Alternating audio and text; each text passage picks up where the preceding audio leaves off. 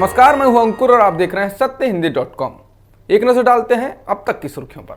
भारत में एक दिन में कोरोना संक्रमण के 45,000 से अधिक नए मामले सामने आए हैं और 480 लोगों की मौत हुई है, जिसके बाद देश में कुल संक्रमितों का आंकड़ा 79 लाख के पार हो गया है और मृतकों की संख्या 1,19,000 से अधिक हो चुकी है।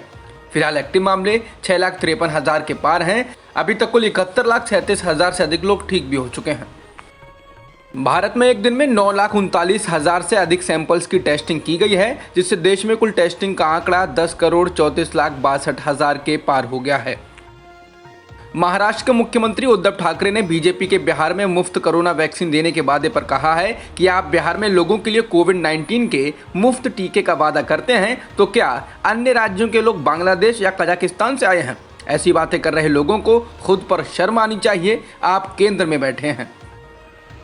केंद्रीय मंत्री प्रताप सारंगी ने कहा कि देश के सभी नागरिकों को कोविड-19 का टीका निःशुल्क उपलब्ध कराया जाएगा। बता दें, बीजेपी द्वारा बिहार के लोगों को कोविड-19 का टीका निःशुल्क उपलब्ध कराने की घोषणा के बाद विपक्षी दलों ने सत्तारूढ़ एनडीए पर महामारी को राजनीतिक लाभ के लिए इस्तेमाल करने का आरोप लगाया था। WHO के प्रमुख ने कहा कि कोरोना वायरस की वैक्सीन को तभी खत्म किया जा सकता है जब हम सभी साथ रहें और ये सुनिश्चित करें कि गरीब देशों की वैक्सीन तक उचित पहुंच हो। उन्होंने कहा कि ये स्वाभाविक है कि देश पहले अपने नागरिकों की रक्षा करना चाहते हैं, लेकिन अच्छा ये रहेगा कि एक देश के सभी लोगों को टीका देने के बजाय सभी देशों के कुछ लोगों को टीका मिल जाए। उन्होंने कहा कि मैं ये साफ कर देना चाहता हूं कि वैक्सीन के राष्ट्रवादीकरण से कोरोना और ज़्यादा दिनों तक रहेगा, जल्द खत्म नहीं होगा।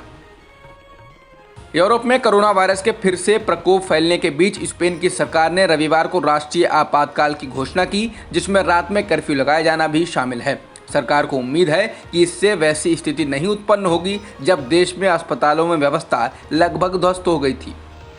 महाराष्ट्र में एक दिन में 6,000 से अधिक कोरोना संक्रमण के मामले दर्ज किए गए हैं और 112 लोगों की मौत हुई है। इसके साथ ही राज्य में कुल संक्रमितों का आंकड़ा 16,45,000 के पार हो गया है और मृतकों की संख्या 43,000 के पार है।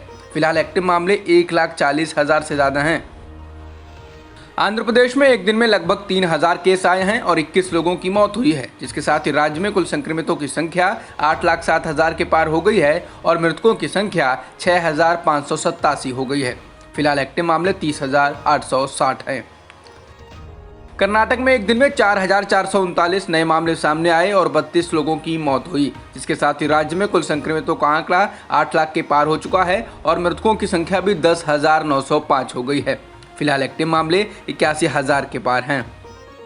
तमिलनाडु में एक दिन में 2,869 नए मामले आए हैं और 31 लोगों की जान भी गई है, जिसके साथ ही राज्य में कुल संक्रमितों का आंकड़ा 7,09,000 के पार हो गया है और मृतकों की संख्या 10,924 हो चुकी है। फिलहाल एक्टिव मामले 30,606 हैं। दिल्ली में एक दिन में 4,000 से अधिक मामले दर्ज किए गए हैं और 33 लोगों की मौत हुई है, जिसके साथ ही दिल्ली में कुल संक्रमितों का आंकड़ा 3,56,000 के पार हो चुका है और मृतकों की संख्या 6,258 हो गई है। फिलहाल एक्टिव मामले 26,744 हैं। दिल्ली में एक बार फिर कुछ दिनों से कोरोना पॉजिटिव केसों की संख्या लगातार बढ़ती जा रही है। इसकी वजह बताते हुए दिल्ली के स्वास्थ्य मंत्री सत्येंद्र जैन ने कहा है कि एक्सपर्ट कमेटी ने पहले ही बता दिया था कि त्योहार और सर्दियों में कोरोना के मामले बढ़ेंगे। जॉन्स हॉपकिंस यूनिवर्सिटी के अनुसार दुनिया में कोरोना संक्रमितों का आंकड़ा 4,39,90,000 के पार हो गया है और मृतकों की संख्या 11,53,000 के पार हो चुकी है।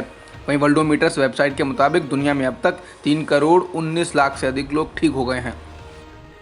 जॉन्स हॉपकिंस यूनिवर्सिटी के अनुसार अमेरिका में संक्रमितों की संख्या 86,35,000 के पार है और मृतकों की संख्या 2,25,000 से ज़्यादा हो चुकी है। इसके अलावा ब्राज़ील में कुल संक्रमितों का आंकड़ा 53,80,000 के पार हो गया है और मृतकों की संख्या 1,56,000 से ज़्यादा है।